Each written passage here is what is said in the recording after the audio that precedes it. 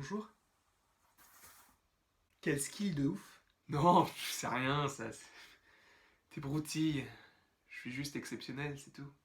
Donc salut, c'est Landry pour une nouvelle vidéo consacrée au Marvel et aujourd'hui je vais présenter un personnage que j'ai aimé dans un film, vous connaissez la chanson. Et aujourd'hui le film dont je vais parler c'est Thor, le monde des ténèbres. Et je vais donc piocher un personnage que j'ai aimé dans ce film. Pas des masses. Par ailleurs sur ma chaîne vous pouvez retrouver ma critique du film.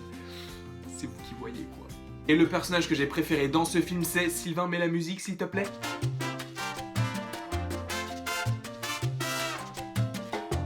Loki. En même temps, c'est vrai que j'ai choisi la facilité. Parce que clairement, dans le film, à part Loki, je vois pas qui est-ce que j'aurais pu choisir d'autre. Le méchant Malekith est inutile, Thor est inutile, Odin est inutile, Jane Foster est inutile. En fait, y a personne d'utile. Bon donc, parlons donc du seul personnage qui, je vais pas dire rehausse le niveau étant donné que c'est pas un bon film pour moi, mais qui sort du lot. Donc Loki, c'est celui qui donne la touche humoristique et il a beaucoup évolué dans ce sens. Parce que dans Thor, c'est vrai que dans Thor il est chiant et il a une coupe encore plus merdique que dans Thor le monde des ténèbres. Tout va bien, Hamdoulillah. Mais bon, on ne se moque pas de lui, hein. Là on est là pour le glorifier dans ce magnifique film qui mérite un Oscar. Bon, Loki dans le film je l'ai beaucoup aimé par rapport à la psychologie du personnage. Parce que même s'il a fait subir des horreurs sur Terre, dans Avengers, dans Thor le monde des ténèbres, il est donc prisonnier mais on comprend à peu près pourquoi est-ce qu'il aurait fait ça. Bon c'est vrai que son comportement dans Avengers est à bannir, hein.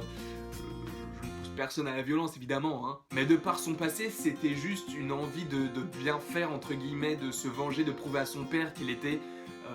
qu'il aurait pu être le fils donc que son père aurait voulu qu'il soit. C'est-à-dire grand, fort et important pour la communauté asgardienne. Par ailleurs, il y a une scène coupée du film Thor, le monde des ténèbres, où on voit la scène donc de sacre de Thor lorsqu'il brandit le marteau donc dans Thor, sauf qu'à la place de Thor, c'est Loki qui brandit le marteau, et donc on comprend que c'est Loki qui a gagné la compétition entre les deux personnages. Sauf que ce n'est qu'une scène coupée, et en plus ce n'est qu'une des nombreuses illusions que crée Loki, comme pour imaginer un futur idéalisé. De plus, la scène de la mort de Loki est aussi très émouvante, et on y croit, jusqu'au moment où on comprend qu'il est pas mort. Mais ce qu'il dit à Thor, c'est vraiment beau.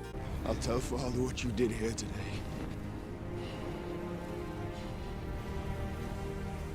I didn't do it for him.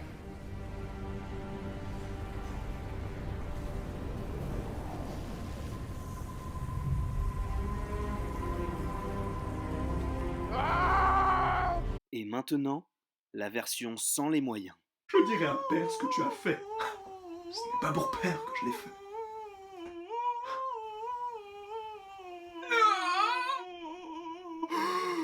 Plus de souffle. Bon, vous avez bien remarqué que je n'étais pas chanteur. Donc voilà, c'est la fin de la vidéo, j'espère qu'elle vous aura plu. N'hésitez pas à me dire ce que vous avez pensé du film et ce que vous avez pensé de Loki et des autres personnages, hein, quel personnage vous aurez choisi à ma place. Et donc n'hésitez pas à aimer, partager, commenter, vous faites comme vous voulez. Et donc je vous dis à la prochaine pour la prochaine.